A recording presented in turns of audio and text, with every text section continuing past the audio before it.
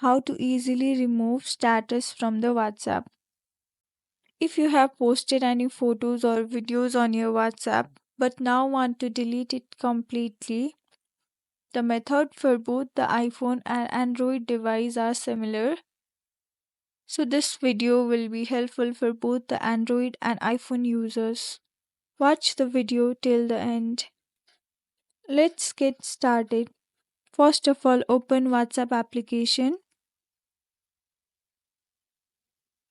Tap on updates at the bottom of your screen.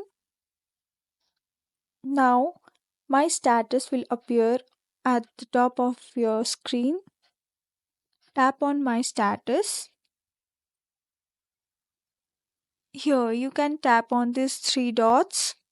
A falling menu will appear with lots of options. Now tap on delete. Tap on delete.